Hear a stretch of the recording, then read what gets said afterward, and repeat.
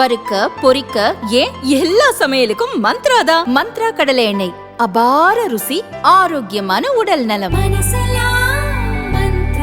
சிறந்த வடிவமைப்பு, அநேக ரகங்கள், நியாயமான விலை, உன்னத தயாரிப்பு. உங்கள் கனவுகள் மெய்ப்பட சுகமான நித்திரையின் ரகசியத்தை கண்டறிய சுஹானா மெத்தைகள். 7 தலைமுறைகள் பாரம்பரியமிக்க ஒரே சித்த மருத்துவ ஸ்தாபனம் சேலம் சிவராஜ் சித்த வைத்தியசாலை. இப்பொழுது சேலம், ஈரோடு, சென்னை, ஹொசூர், திருப்பத்தூரில் தினசரி மருத்துவரை சந்திக்கலாம். தொடர்புக்கு 9842722500. சாணக்கியாவின் உரை வீச்சு. இந்து மதம் தான் தமிழர் மதமா? பாண்டே முன்னிலையில் அர்ஜுன் சம்பத் முழங்குகிறார். டிசம்பர் 16 சனிக்கிழமை இரவு 7 மணி, ஸ்ரீ ராகவேந்திரா சபா மந்த்ரா மஹால், ஸ்ரீரங்கம், திருச்சி. அனுமதி இலவசம்.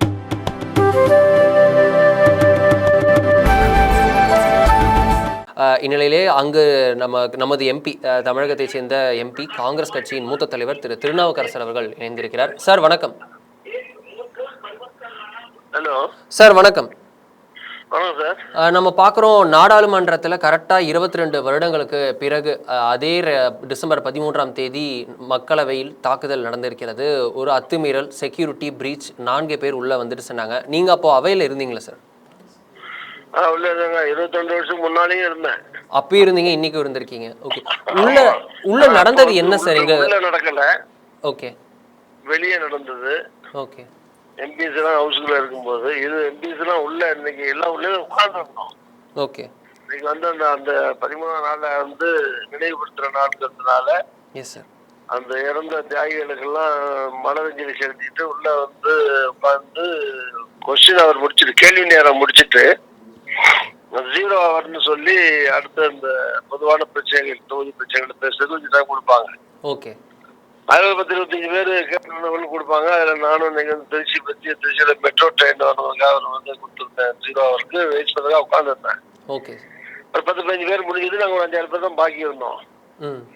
கொஞ்ச நேரத்துக்கு முந்தைய ராகுல் காந்தியும் வந்து அப்போ தான் உட்கார்றாரு உள்ள உட்காந்து. ஸோ ஒரு 100-150 பேர் இருந்துருப்பாங்க உள்ள. வேணா கேள்வி முடிச்சு ஒன்றா நேரத்தை கொஞ்சம் வெளியே அங்கே போயிடுவாங்க. ஸோ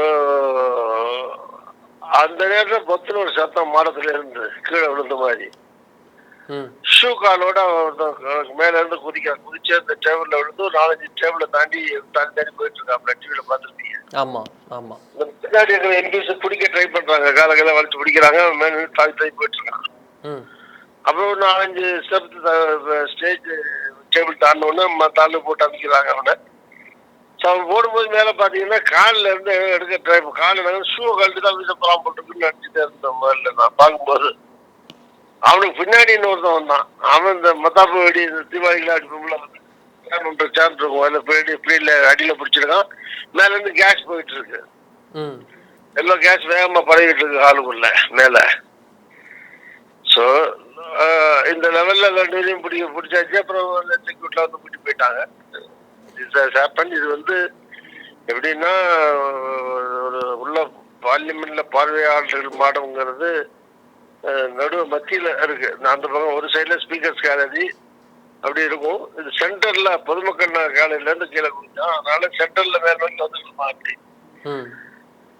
ஸோ இது வந்து பார்லிமெண்ட்டுக்குள்ள எம்பிகள் கூட்டத்துக்குள்ள நிக்கிறான். இது வந்து ஒரு இதுவே வந்து ஒரு மனித வெடிக்கட்டோ அல்லது ஒரு பிளாஸ்டிக் மாதிரி நடந்துச்சுன்னா, 2 பில்டிங், எம்பிஎஸ், பார்வையாளர்கள், அதிகாரிகள் நிறைய இதாயிருக்கும் இல்லையா. இந்த ப்ரெஸ்டீஜியஸ் இன்ஸ்டிடியூஷன்ல பார்லிமெண்ட்டுங்கிறது இதயம் மாதிரி இந்தியாவுடைய. அதுல அந்த பகுதியில இந்த மாதிரி ஒரு அத்துமீறல், ஒரு செக்யூரிட்டி லேப்ஸ் இந்த மாதிரி நடந்ததுங்கிறது வந்து வெரி அன்பார்ச்சுனேட், துரதிருஷ்டவசமானது. எஸ், இதில் நீங்கள் ஒரு மூத்த அரசியல் தலைவராக உங்ககிட்ட கேட்க விரும்புறது இதுதான். அவங்க உள்ளே வந்து கோஷமிட்டதை பல தகவல்கள் வருது.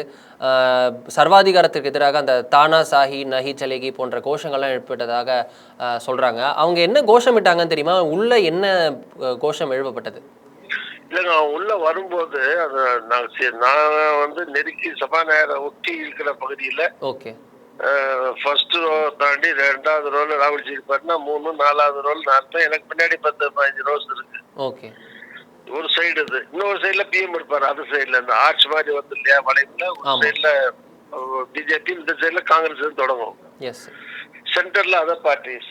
இது ஒரு 4 ரோ 3 ரோ தாண்டி நடக்கிற சம்பவம். வாய்ஸ் ஒண்ணு பெருசா கேக்குது. அந்த நேரத்துல யாரும் பேசிட்டு வர இருந்தாங்க, ஒரு எம்பி. ஓகே. அவரு ரைஸ் பண்ணி 0 ஹவர்ல பேசிட்டு இருக்காரு. சோ அதனால வந்து அவன் என்ன சவுண்டுங்கிறது ஆக்சுவலா கேட்காம என்ன கேட்டுச்சுன்னு சும்மா சொல்ல விரும்பலன்னா, பெரிய லெவல்ல எக்கோ எதிரொலிக்கிற மாதிரி பெரிய சத்தம் கிடையாது. அங்க இருந்த ஆளுகளுக்கு ஏதாவது கோஷம் போட்டு வந்தா தாண்டி தாண்டி வந்தான். அதுல என்ன கோஷம் போட்டாங்கல்ல, கோஷம் எனக்கு கேட்கல ஆக்சுவலி. பட் இது வந்து யாரோட வைக்கிறதுக்காக வந்தான், என்ன பின்னணி, இது பார்லிமெண்ட்ல விசிட்டர்ஸ் பாஸ் வாங்குறதுக்கே நிறைய ப்ரொசீஜர் இருக்கு. அதுக்கு தனி ஃபார்ம் இருக்கு. அந்த ஃபார்ம் ஃபுல்லா போடணும், பீஸ் கையெழுத்து வாங்கணும். அதுல வந்து ஆதார் கார்டு வேணும், போட்டோ இருக்கும், போன் நம்பர் இருக்கும், கிளாஸ் இருக்கும், எல்லாம் இருக்கும். இதெல்லாம் வாங்கிட்டு அப்புறம் உள்ள வந்து பல்வேறு 2-3 ஸ்கிரீனிங் இருக்கு, பிசிக்கல் ஸ்கிரீனிங் இருக்கு, மெட்டல் டிடெக்டர் வச்சிருக்கு.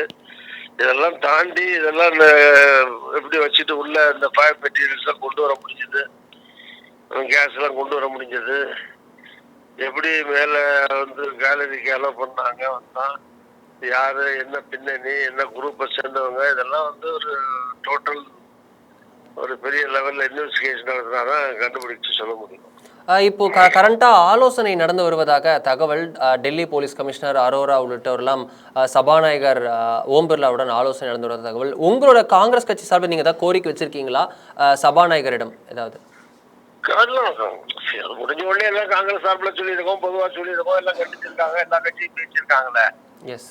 ஸோ இதுல வந்து அதையும் பிளேம் பர்டிகுலரா இன்னும் பிளேம் பண்றதுக்கு இல்லை. இது ரெஸ்பான்சிபிலிட்டி ஆஃப் த கவர்மெண்ட் தானே. ஸ்பீக்கர் பார்லிமெண்ட்டுக்குள்ள அங்க இருக்கிற செக்யூரிட்டி போர்சஸ் எல்லாரும் வந்து directly under the control of speaker. But everything comes under home department எல்லாத்துலயும் தானே வரும். அது பர்டிகுலர்லி லார்ஜர்ல சொன்னீங்கன்னா கவர்மெண்ட், மோடி கவர்மெண்ட் தான் வரும். அது ஸோ ஒரு அரசாங்கம் இவ்வளோ எத்தனை 1000 கோடி 3000 கோடிங்கிறாங்க, 4000 கோடிங்கிறாங்க, இவ்வளவு செலவு பண்ணி கட்டணத்தை கட்டி ஒரு இந்தியாவுடைய இதயம் அல்லது பாராளுமன்றம், அதுக்குள்ள வந்து இந்திய பாராளுமன்றத்துக்குள்ளேயே உள்ளே வந்து எம்பிகளோட சேர்ந்து நின்று கேஸ் அடிக்கிறான் அல்லது குறிச்சு போய், இதுவே நான் சொன்ன மாதிரி ஒரு ஹியூமன் பாம்பா இருந்துச்சுன்னா என்ன, மனித வெடி கொண்டா இருந்து வெடிச்சிருந்தா என்ன ஆயிருக்கும், அல்லது இதே வந்து ஒரு பாய்சனஸ் கேஸா இருந்தா என்ன ஆயிருக்கும், எல்லாரும் எவ்வளவு பேர் பிசிக்கலி என்ன ஆயிருக்கும்.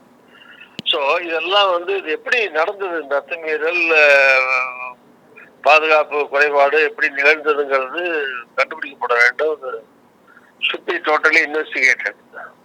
ரொம்ப நன்றி சார், இத்தனை நம்மோடு இணைந்து அங்கே நடந்தது என்ன ஃபுல்லாக சொன்னதுக்காக மிக்க நன்றி. தேங்க்யூ.